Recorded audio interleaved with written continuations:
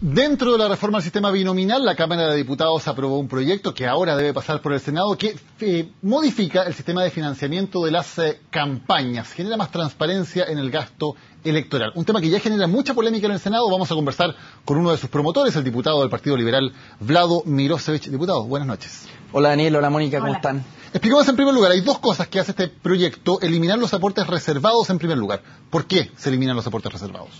Bueno, porque hoy día en la última elección parlamentaria, cerca de la mitad de todo el financiamiento a las campañas vino por la vía de aportes reservados, es decir, una empresa hace un aporte, una empresa o una persona natural hace un aporte a un candidato, pero la ciudadanía, y se supone que el candidato, no conocen el origen de ese financiamiento. Por lo tanto, ¿es verdad que el candidato no sabe quién le puso plata? La verdad es muy raro pensar que el candidato no sabe. Efectivamente, en algunos casos puede darse, pero la verdad es que en la mayoría son los propios candidatos los que gestionan sus financiamientos.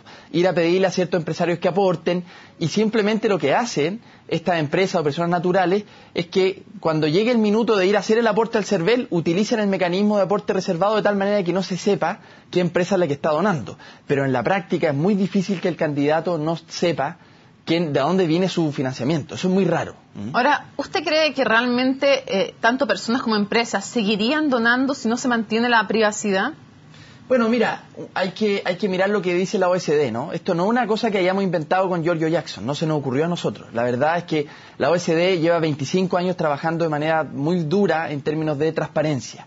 En Chile esto es una discusión bastante nueva, pero la OECD ya, la verdad, ha inventado bastante la rueda. Y la mayoría de los países no hay aportes de empresas, y segundo, los aportes son públicos. Y hay una tercera patita. La política se financia en gran medida, a lo menos en un 60%, por el Estado. Es otro tema importante, pero en fin, ¿por qué no las empresas? En algún momento escuchamos también a la presidenta Bachelet decir las empresas no votan, no debieran poder aportar, pero hoy pueden. ¿Por qué cree usted que no debieran poder aportar? Bueno, primero, efectivamente, las empresas no votan, los que votan son las personas. Entonces, obviamente que es legítimo que una persona tenga simpatía por un candidato y le haga un aporte. La pregunta ¿es legítimo que esto se resuelva en una discusión de reunión de directorio, donde una empresa diga queremos aportar una campaña?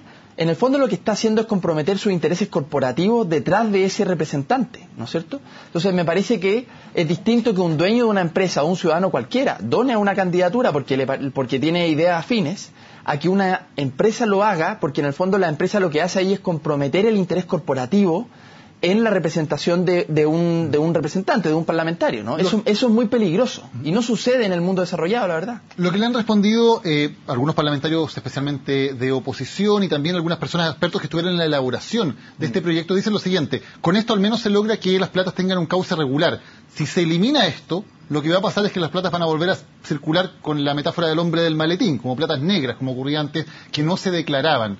¿No cree que si sencillamente se eliminan estas vías va a ocurrir eso, que vamos a volver a un sistema aún peor que el que tenemos hoy día? No, yo creo que no. Yo creo que es un argumento bastante de chantaje. Porque es cierto que el 2003, cuando se hizo este gran acuerdo entre Longueira y el gobierno de Lagos para transparentar este tipo de cosas, fue un gran avance para la democracia chilena, eso es cierto.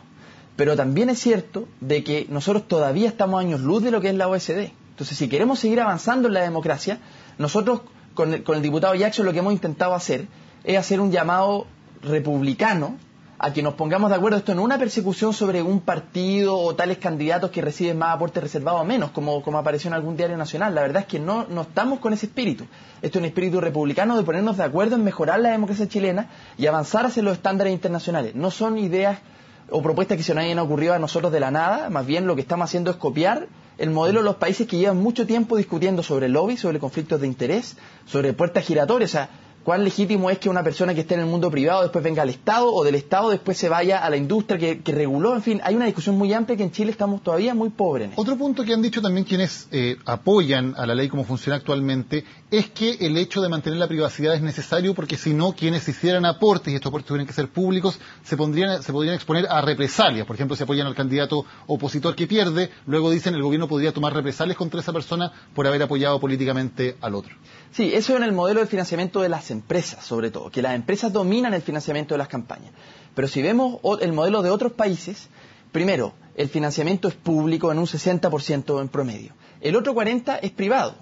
pero ese aporte privado es de personas naturales y son con montos muy pequeños. O sea, por ejemplo, en Alemania no supera los 2,5 millones de pesos por persona que uno puede donar. Entonces, en la práctica lo que hacen es que este argumento que dice la gente que no está a favor de nuestra indicación se aplica en el modelo actual, pero no en el modelo que queremos hacer nosotros, que en el fondo es cambiar las reglas del juego, es que el Estado participe más en el financiamiento público, que las empresas lo hagan, no las empresas, que las personas, no las empresas, y a su vez que seamos capaces de regular de manera más sistémica todo lo que está detrás de este financiamiento de las campañas, que es el lobby. Diputado, en el fondo. ¿Por qué es tan difícil cambiar este tema? ¿Por qué hay tanta resistencia a cambiar el financiamiento de las campañas y hacerlo público? Porque hoy día el sistema es bastante cómodo para la mayoría de los partidos, ¿no? Es bastante cómodo y nosotros no queremos hacer una cacería de brujas ni nada menos, no está en el espíritu de esta iniciativa. Aquí se requiere un acuerdo nacional. ¿Pero por qué? Porque en el fondo es cómodo y está hecho a la medida, un traje a la medida, de tal manera de que un parlamentario reciba financiamiento para sus campañas, muchas de las campañas que son absolutamente millonarias, pero finalmente se mantenga bajo reserva quien lo donó, y para ello es bastante cómodo también decir, mire, según la ley yo no sé quién me hizo un aporte, porque es reservado. Finalmente, el poder del dinero está pesando mucho en las campañas, y el poder finalmente también de los empresarios, de los grandes grupos económicos, está pesando mucho en la decisión de leyes también, diputado. Yo creo que sí, y yo creo que en Chile tenemos una especie de negociocracia, que los negocios ponen las reglas del juego públicas. Incluso en el Estado está bastante, si uno empieza a mirar industria por industria, se da cuenta que el Estado está bastante capturado de intereses corporativos. O sea, yo no estoy en contra de que las empresas representen sus intereses frente a las autoridades, eso es legítimo. Lo que no es legítimo es que se capture el aparato público y que el Estado no sea capaz de fijar reglas del juego democráticas, porque en el fondo son las propias industrias las que dictan la pauta. Y yo creo que sí, en Chile es problemática la relación entre dinero y política, y si bien, comparándonos con América Latina, estamos a años luz de Argentina, de Perú, de Colombia, Brasil, que son verdaderamente casos bastante horribles de cómo opera el dinero en política, nosotros con los países que nos queremos comparar, que es el mundo desarrollado, estamos a años luz también de ellos. O sea, somos probablemente el ejemplo de América Latina de transparencia, y no es cierto que tengamos una clase política absolutamente corrupta. No, en Chile en general hay una buena política si se compara con la región, pero si nos salimos de la región, la verdad es que no somos un ejemplo para nadie en términos de transparencia. Recién ahora va a empezar a aplicar una ley de lobby, después de que estuvo 11 años en el Congreso durmiendo, y donde en la práctica el lobby es tierra de nadie, no está regulado, y es muy problemático para los objetivos públicos. Y diputado, cuando usted habla de una negociocracia, de intereses corporativos que tienen capturado o cooptado en parte al Estado,